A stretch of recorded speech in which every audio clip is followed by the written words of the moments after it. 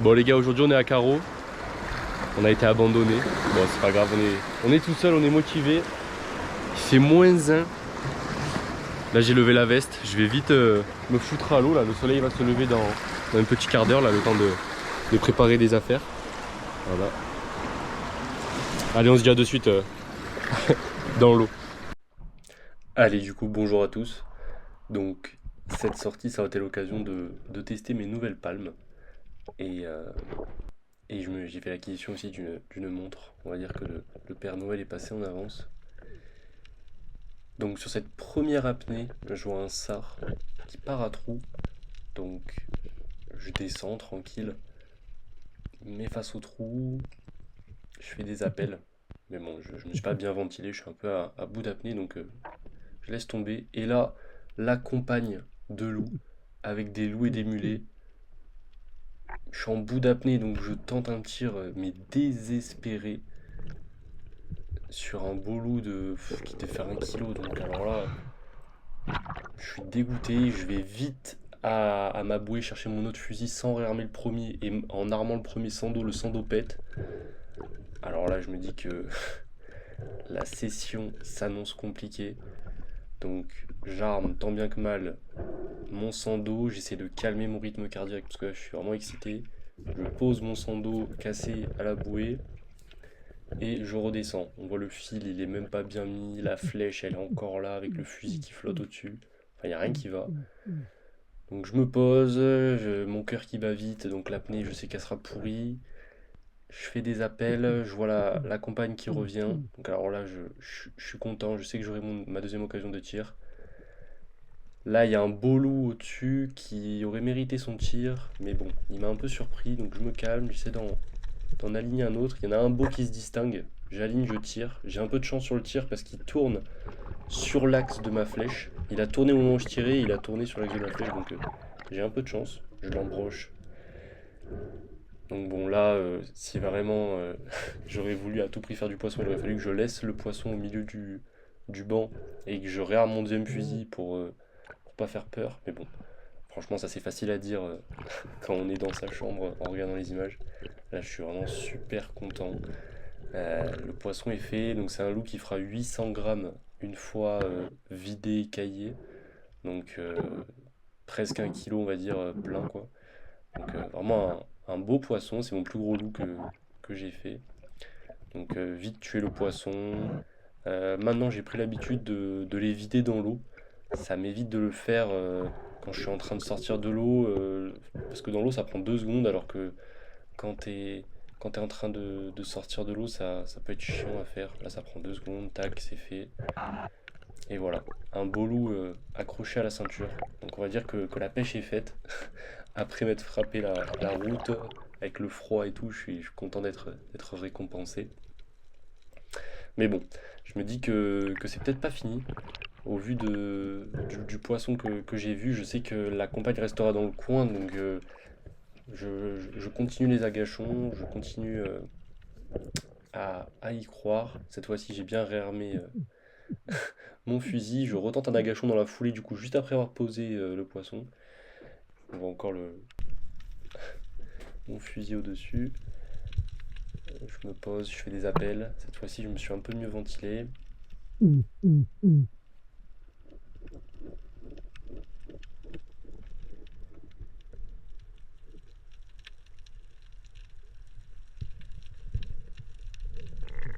Et on voit, il y a un loup dans le banc, mais surtout des mulets en fait. J'ai peut-être levé le fusil un peu trop tôt, mais bon, le poisson maintenant il est stressé, hein. J'ai tiré 2 fois, j'ai prélevé un poisson, donc là j'ai plus trop d'espoir de faire du poisson. Enfin, en tout cas, de cette manière-là, quoi. Mais bon, je continue, je persiste. De toute façon, la visibilité est dégueulasse, hein, donc je vais pas pouvoir pêcher bien profond. Je connais pas la zone.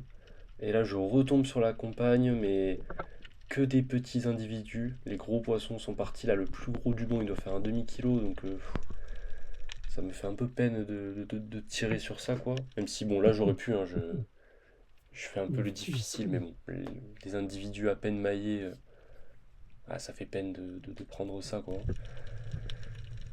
Donc je continue l'agachon, mais bon, évidemment ils reviennent plus.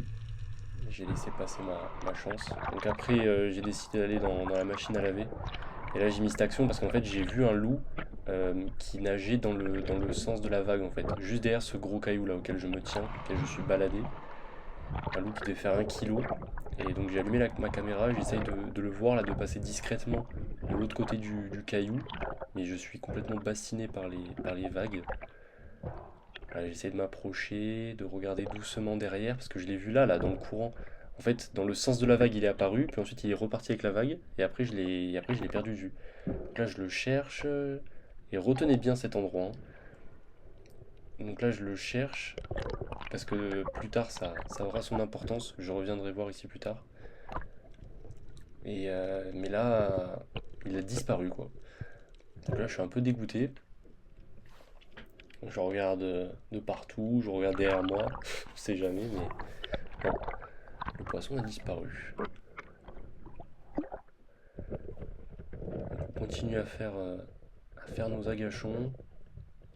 Cette fois-ci, bon, on s'est calmé, hein. Là, il y a une petite heure qui s'est passée entre le poisson et là, donc je me suis calmé, je fais des bonnes apnées. Franchement, je suis content cette journée-là. Je fais des apnées qui duraient une 30, une 40.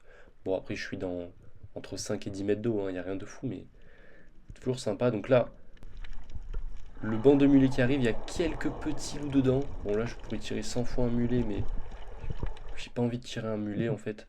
J'ai pas envie de griller une chance pour un mulet. Et puis quand je vois les mulets, je me dis qu'il peut y avoir les loups derrière.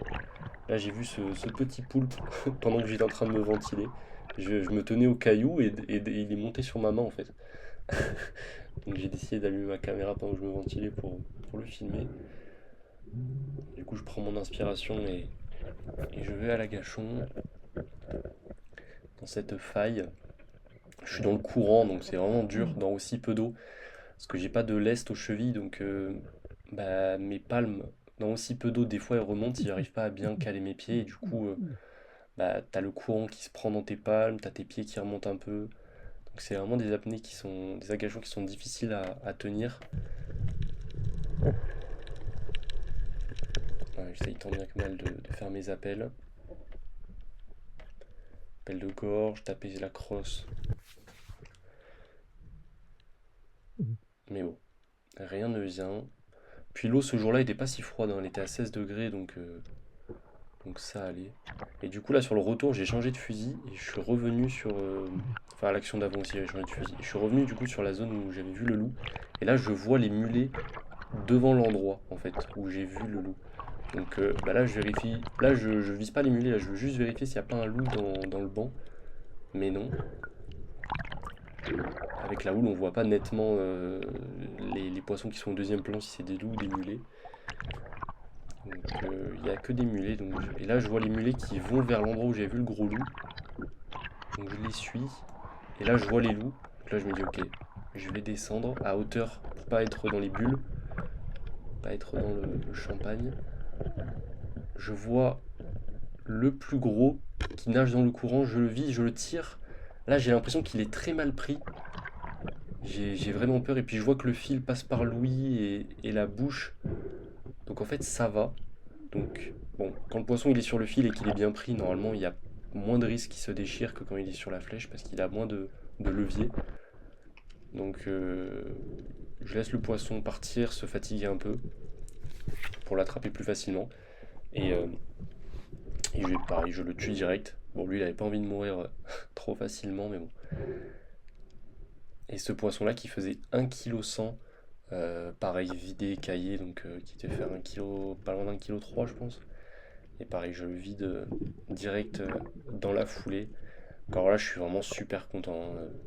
Deux magnifiques loups comme ça, dans la même sortie.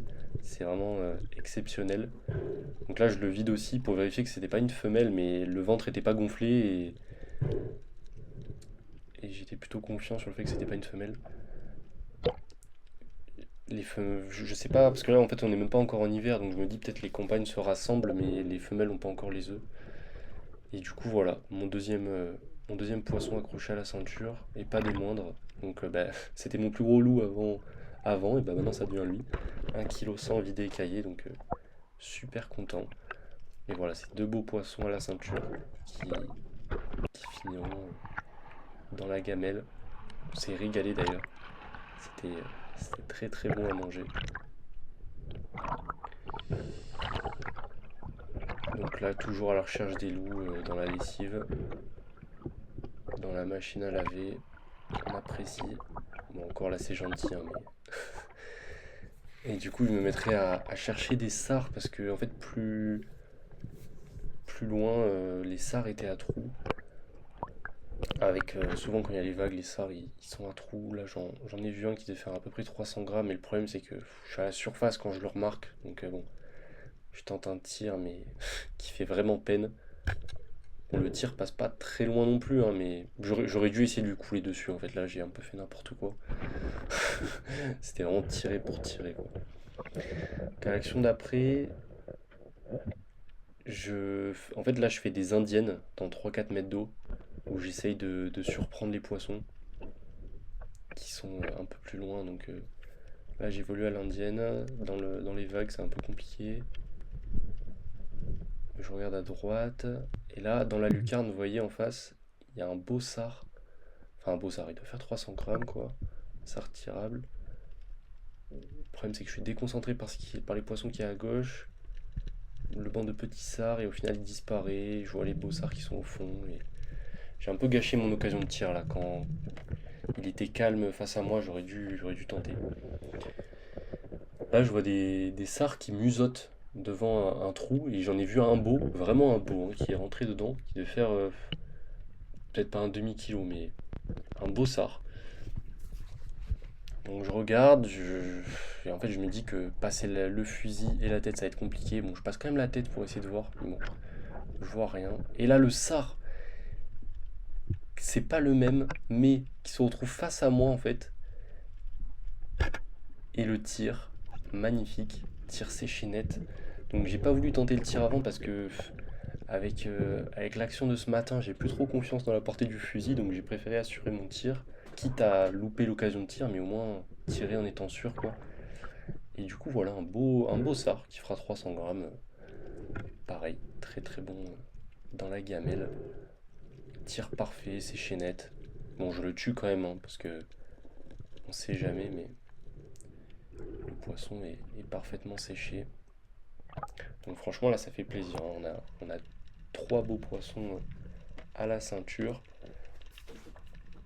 Ça vrai qu'après on a eu 4-5 jours de tempête à Marseille et je pense que les poissons n'étant pas chassés pendant ce temps-là du coup et ayant beaucoup à manger avec les vagues, bah, ils étaient présents quoi pour le premier chasseur qui se présentait à eux. Et là, après avoir changé les batteries de ma GoPro, je cherchais un rouget que j'avais repéré depuis la surface et tir parfait, chirurgical encore une fois, je prends bien mon temps. C'est rare de réussir à faire des rougets de façon nette quand ils sont en train de nager. Et voilà, la belle ceinture avec un beau rouget et un beau sard en plus. Ça fait plaisir. Donc là, ça fait quoi? Ça fait même pas 2h30 que je suis dans l'eau, hein, donc vraiment ça s'enchaînait quoi. J'étais super content.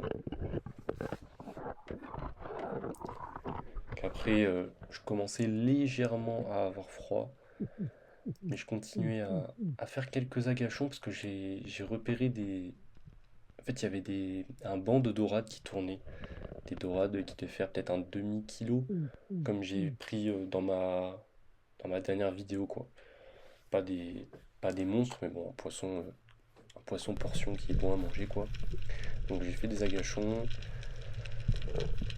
Il n'y a que des sards qui me venaient, et puis le plus gros il doit faire 200 grammes, quoi, donc pas très très intéressant. Je faisais quand même durer mes agachons pour m'entraîner au maximum.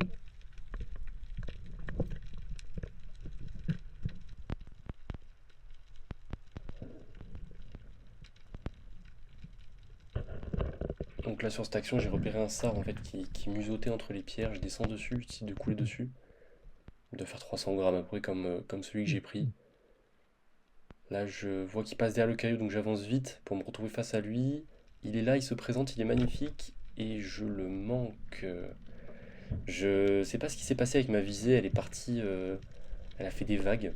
J'étais pas, j'étais pas bien fixe, ferme sur ma visée.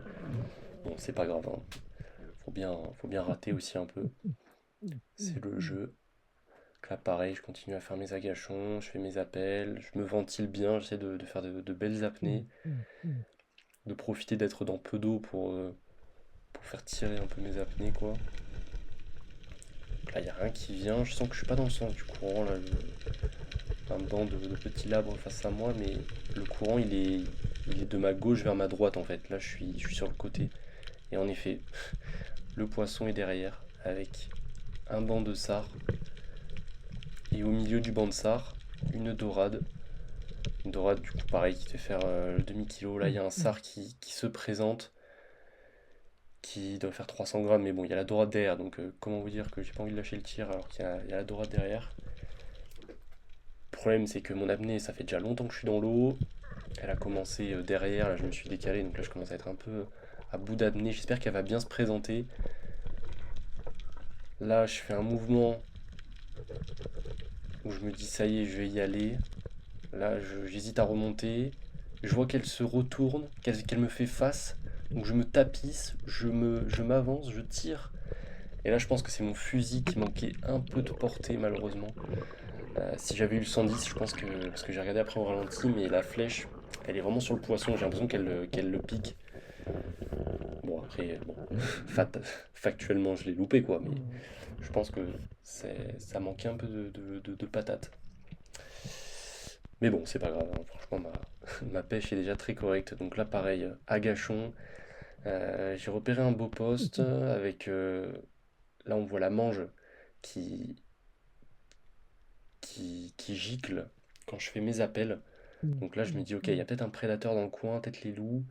Là, je vois deux muges au loin qui passent. Là, deux muges qui arrivent. Bon, bien sûr, là, très très loin pour être tiré. On est, on est vraiment hors de portée. Donc, je tiens l'agachon, je tiens l'agachon. Je me dis que ça va rentrer. Je regarde toujours si ça vient pas sur le côté.